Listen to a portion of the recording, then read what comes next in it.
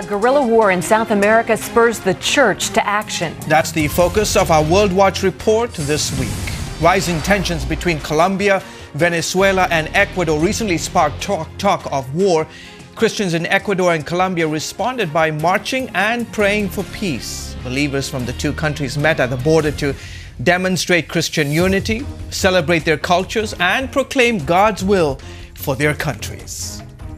We are gathering together to tell the world, to our countries, to our churches, that here we're interested in peace, but peace that comes from God.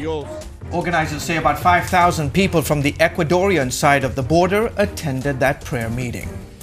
And bringing God's peace to their country is the hope of the people you'll meet in our next story. In a remote area of Colombia, a group of evangelists are risking their lives to take the Bibles and other materials to Christians living in a war zone. Gary Lane reports. Venezuelan President Hugo Chavez shakes the hand of his Colombian counterpart. Just days earlier, he called President Uribe a liar, a gangster, and a criminal. A Colombian army raid in Ecuador against leftist guerrillas, called the FARC, led to troop movements and threats of war. But Uribe's apology at a summit in Santo Domingo resulted in smiles and talk of brotherhood.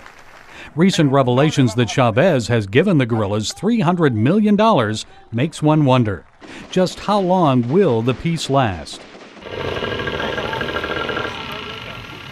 Meet Colombian evangelist Henry and Celso. They believe lasting peace will come to their nation and their neighbors only by way of a spiritual awakening.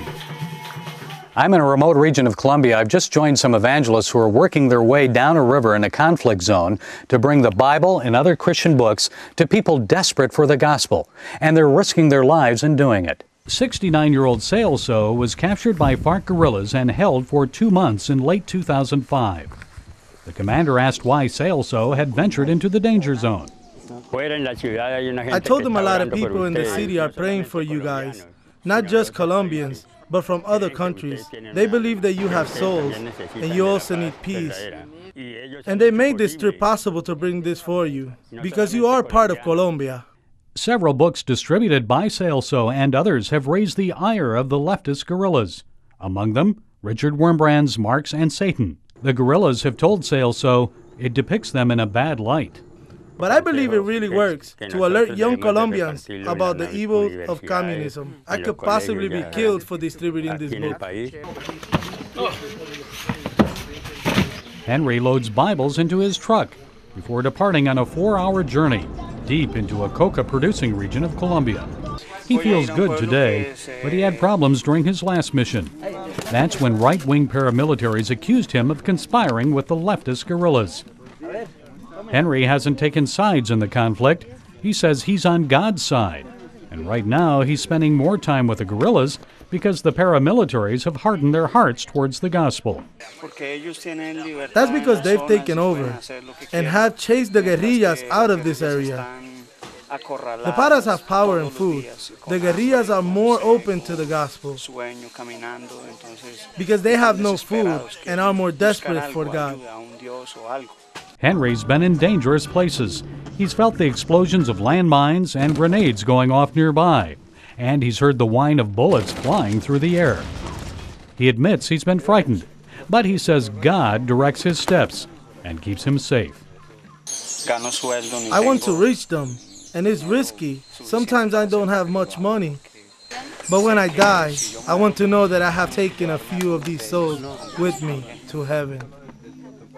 And Gary is back from his adventures in Colombia. Gary, you've been talking about these evangelists working in these conflict zones. Remind us, what is this conflict all about? It started in 1964. The Communist Party of Colombia started a wing of the party, a military wing called the FARC, the Armed Revolutionary Forces of Colombia, and they started an insurgency movement, Marxist insurgency, to overthrow the government, establish what they claim is social justice in Colombia. But I want to show you a magazine that is very popular right now in Colombia, a recent magazine. It shows Hugo Chavez on the cover with the commander, the leader of FARC. And inside, 44 hostages. These are photos of 44 people that are currently being held hostage, some as long as 10 years by the FARC. And of course, 2 Americans are in that as well.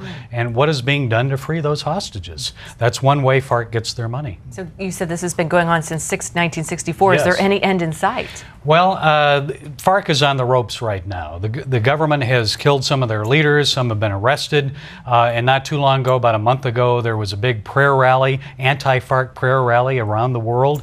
The biggest one, of course, in Bogota. So they are on the ropes right now, and we have some other footage we want to show you. These are FARC guerrillas that have surrendered to the government. This happened just last month, and laying down their arms and saying, look, we're done, and the government gives them amnesty, of course, if they give up the fight. Wow. Those aren't FARC. That right there, those are the paramilitaries.